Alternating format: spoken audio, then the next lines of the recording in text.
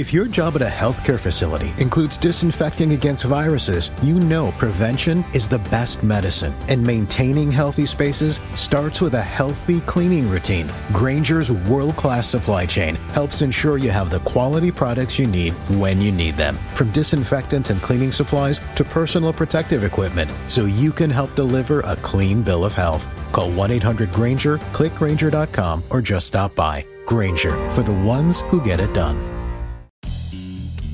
You're listening to the Who is Christine Anyway podcast. Enjoy. Today, I am joined by Frank Whitelaw from Frankie and The Moonlighters, right? Yeah. Like you call them moonbeams, though. The Moonlighters. Yeah, Frankie and the Moonlighters, and the ladies who are singing on the front line with me, they are referred to as the Moonbeams. So are you carrying them or are they carrying you? Because they all look so fabulous. You know, I would have to say, one doesn't necessarily carry the other. We're a hell of a team. Yeah, you guys always have the best outfits too. Yeah, we do. Those I got to take credit for that. I pick all that stuff and I order that it. last one. Look at Which last that. one? That last Oh, that one. does? Sweet God, yeah. I don't know what website you ordered that on, but I really wish you would have just ordered like 18 of them and all of you wore it. It was bad enough I did order 8 of them. Yeah. So where did they go? Yeah. Well, I mean, besides a bonfire. Oh, they're in the trash right now. I feel like you should have given them to like a thrift store. My grandmother would have bought them. There was no way I could foist those upon anybody else. It would have been cruel. They looked nothing like the picture. Like nothing. Like you see the Shein fails and the Temu fails? Yeah. This was beyond a Temu fail. Yeah. So you guys are, I like to call you like a nostalgic cover band. I love the concept that you guys are doing. You're doing more retro type covers. You see a lot of like modernized cover bands too. Especially, I have a lot of friends down in Long Island who do a lot of, there's a big cover band market down in the city. Yeah. When you come up here, the cover band market is actually, it's kind of weird. It's kind of like I don't even want to say the orphaned runt, but for some reason it gets pushed out of the venues. There seems to be a lot of like dissension amongst the ranks. Like the drum circles don't want the other bands to come in. And it's incredibly disappointing because then people want to underpay the cover bands who are actually, covering classical music or more retro music or even music that would draw in a bigger crowd and bring up a larger bar tab overall and sell better overall. Right. Well, I guess what I've noticed over the years, I mean, before this band, I was in a heavy metal band, Sonic Boom, and I was in that for close to 9 years. And we didn't get a lot of work. Of course, we're not in a real heavy metal area. You know that really well. I mean, there's a handful of people that can still appreciate it. In the area where I'm working out of, in the heart of the Adirondacks, we're looking at primarily, bluegrassy jam band type stuff that everybody's into, which is fine if you're into that stuff. But I'm not. And, I just go where my heart leads me. And this is probably a close second to metal for me. And I mean, how far apart are these, But it's going to be so fun. Like you guys have great choreography between you all and you all seem to work so well together. And the musicianship amongst you all individually really melds well to create an experience that I like. And I'm kind of a stalker. Yeah, you are. It sounds awful, but it's like you have to be. And I kind of like pop in and I see things and I see people of all ages. Like all the way from like 4 years old and up. And I mean, we're talking like 90-year-olds out there cutting a rug, for lack of a better term. Yeah. Well, we have, good stalkers and bad stalkers. You're a good stalker. We didn't want to just be a band, that went out and played music, in our cargo shorts and flip-flops and Hawaiian shirt. When I was ready to leave Sonic Boom and I was thinking about starting this band, I had a vision in my head of how I wanted the band to look and how I wanted us to sound and how I wanted us to present to an audience. And it was one of those things, what would I want to see if I were going to go out? You want an experience. It's an entire experience. Yeah, I wanted to take people back into the 50s with the outfits, the stage set, and of course the music. Mannerisms too. Your mannerisms are on point. Yeah, because I'm trying to be maybe a better version of a cruise ship singer or crooner. But yeah, so we're and the ladies are great at pulling the choreography together. The moonbeams that are on the front line. Melissa and Donna, they were the first two that were in the band, and they were great at putting it together. And now we have Jessica, and Jessica and Donna both have theatrical experience through Pendragon Theater. So they emote really well on stage. They're great with the stage banter, because we bust each other's chops on stage, and it's turned into almost like a routine, almost like a comedy routine. And we try to bring the audience in on the jokes too, so that it's just not us with an inside joke. It's engaging. Yeah, and that's important to do, is to pull the audience in and make them part of you. And we definitely don't take ourselves too seriously. There are certainly mistakes that are made on stage. We're going to play a wrong chord. Dimwit here is going to forget a lyric or two and just start babbling, like I'm having a stroke. But you just keep That's running. the benefit about being all different ages. You can just be like, is he having a stroke or is he going into yeah. Yeah. And you make a joke of it with the audience, you say, okay, well, Grandpa forgot the words again. And it makes you human and makes it really, really obvious that you're not singing to a track or lip syncing. So yeah, that's true. And I think that a lot of people don't realize the value of cover bands, that not only the experience, not only the musicianship that goes into it, but the royalties back end of it too, the business side of it. That a lot of people don't realize is that, it's like kind of like trickle down economics, but different. Essentially, you guys benefit in one way, and then the musician who originally wrote the music also, granted, when some of these people have passed on, maybe not, it does still go to their estates. It does still, perpetuate and carry on that legacy in a positive way. And it really does kind of bridge that gap. And it's kind of interesting, like, when you look at some of the, and I'm using finger quotes because I know everybody can't see me, sleep token per se bands, where it's like heavy, random jazz chord, heavy, jazz chord, jazz solo. And everyone's like, well, where does that come in? It's like, well, they've had this experience and these exposures through the years. Right. And these experiences and exposures come from experiences like you guys provide.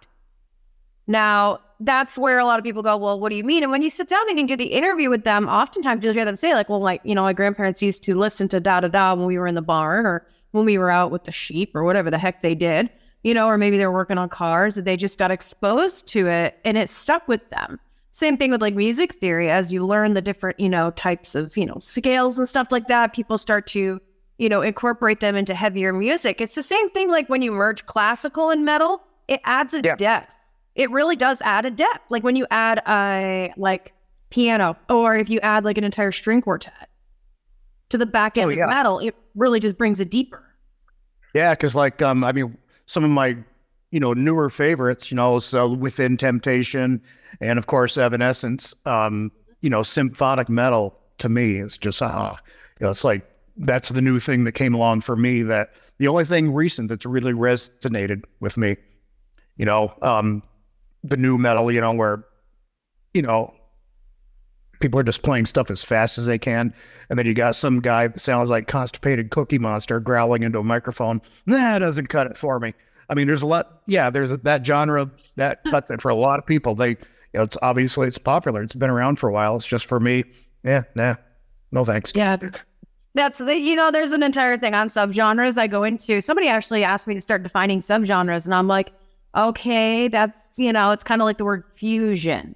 Like when someone's like, I made a mud pie, I'm like, what is that? They're like, fusion. It's like, No, that's fucking dirt and water. It's not fusion, dirt and water. So it's kind of one of those things where, I love when two different genres come together. It's like, when everybody right now talks about Linkin Park, they're like, well, they were, metal into rap and they became one. And it's like, and they made it work. And I have no idea what's going on with these 18 other bands that are trying. Yeah. So, it's all about the algorithm gods in that, instance too. But with you guys doing, and it's funny because when I look at the venues up in Saranac Lake, you go, there isn't really much room for metal currently. And I do see a deficit of it, a lot of it. I'm still fighting the good fight on that one and I'm not giving up. Yeah, that's not going away. No. Sorry, guys. So, but at the same time, there is such a silent majority that actually was like, I would like to listen to that type of music. They, nobody goes to the gym and turns on Trisha Yearwood and their ears. No. That doesn't get you pumped. Like, no. Even, there's some, people can listen to hip hop too, but they don't have much of that up there either.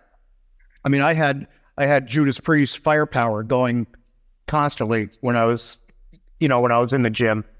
And, that's the stuff I listen to when I'm in the gym. You think I'm listening to In the Still of the Night, when I'm doing bench pressing? No, I'm listening to something that makes me want to tear somebody's face off. Yeah, they tell you to get mad and you start trying to, work it out and kind of get into that position. It's the same thing like when they do football walkouts. Yeah. Nobody's got on some of this crazy stuff that they suggest. Nobody's got on like the Lion King soundtrack. Nobody's coming out to that. Nobody's coming out to that. They're just not. And it's kind of one of those things where it's kind of like I describe that place all the time. They're always like, we move cheer for the culture, but turn it down and that person needs to get away from me. It's like, so come back to me here. You want culture, but you don't want diversity. You want difference, but you don't want that. And you want to pick it. And it doesn't make sense. You can't, it's the same thing. I understand what they're saying. They're concerned about certain events. It takes one event to scare that entire town. And that event can be in a completely different area and scenario.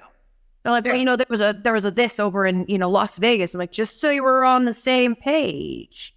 Las Vegas is not the Adirondack Park. Correct. And, of course, I was born and raised here, just like you. Yeah. I was born just a couple of years before you. Growing up here in the 60s, and into the 70s and into the 80s too, we had such a music culture here. We had so many different venues and we had every kind of music that you could imagine. The area was renowned for it. Oh yeah. It was renowned for it. Quiet Riot came here and played at what is now Bitters and Bones, but they played at the back door. Now would that even be heard of here? No, because, and maybe I'm going to crap on some people here and really tick them off, but okay, well, here we go. We've had a lot of people that moved into the area because it was the Adirondacks. Oh, the beautiful Adirondacks. Well, yeah, it's beautiful. Been very fortunate to have been born and raised here. But they came in with this idea of how things have to be authentically, there's my air quotes, Adirondack. So you have to, your porch has to have all... cedar. Yeah. It's got to be like all cedar limbs and crap like that. You'll need some shiplap. Shiplap, of course, yeah. Lots and in your shiplap. in your house has to have all spruce pillows. You need to have at least one stuffed bear. Yeah. and your furniture has to be all rustic made. When I was growing up here, we didn't have any of that crap. We had normal houses, normal cars, normal this, normal that. It was just like everywhere else, and we were a tiny little city. And then people came here from out of the area and said, "Oh my God, no, we can't have urban sprawl." and we have to listen to this kind of music, this corn cob in your ass music. And I'm like, you're not wrong though. It's like, it's the same thing. Everyone's like, well, we're not deliberate. So like, then why is the guy with the banjo by the sign? Right. Just saying. And when I was growing up, I mean, yeah, we had some of that music, but that's not what it took to be an Adirondacker. Okay. I don't know what it really means to be an Adirondacker. I haven't seen the manual anywhere yet. Okay. But all I know is growing up here, tons of local rock bands, playing lots. I mean, yeah, they were playing all classic rock music and stuff like that. And they were all successful. They all had followings, and, it wasn't much competition because you had so many places to play. Now, you go to certain venues and try to, promote your band and get jobs. Yeah, you got some road to hoe, because I've been to, 2 places up here, that host a lot of live music. And, I've gone there 3 times. Now, 3 times is my magic number, because after 3 times, it becomes pathetic begging, and I don't beg. I can get enough work without begging. So I bring our promo video, I bring our other propaganda there, usually asked to speak to a manager, and if they produce a manager, and they're very polite about it and everything, they say, yeah, okay, yeah, we'll check it out. Yeah. Well, I know exactly where it's going. The thumb drive and everything else is going in the circular file. And then next thing I know, I'm seeing their summer series calendar posted, and, they got a bunch of guys howling about the rivers and the streams and squirrel turds, sitting on a stool with his acoustic guitar. I wish you were kidding, but you're not. No, I was like, I wish I could be like, to anybody who's listening in the country, be like, this is not really, it really kind of for somewhat is. Like, yeah, there's albums that come out and they're like, come listen to this. It's about my cedar post and my squirrel named Ed. It's like, well, the fuck cares? I ran it over with my car. Like, it was in the road. Yeah. And most of the places that you go here, that's what it is. It's the lone guy or the duo with an acoustic singing about some horse shit. And there's also a touch of nepotism too going on there. Oh yeah, totally. It's always like, well, my friend was a friend of a friend that we knew this, or this person was this, and they could suck, and they suck bad, and somehow they're landing the spot. Sure. And the thing I notice more often than not is these people end up being background music.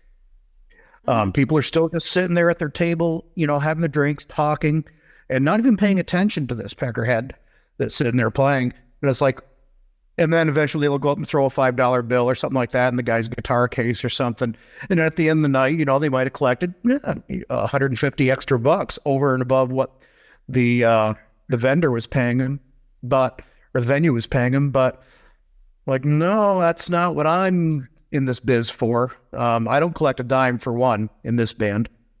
Anything that we bring in, I disseminate to everybody else in the band. I'm just here for the passion of it.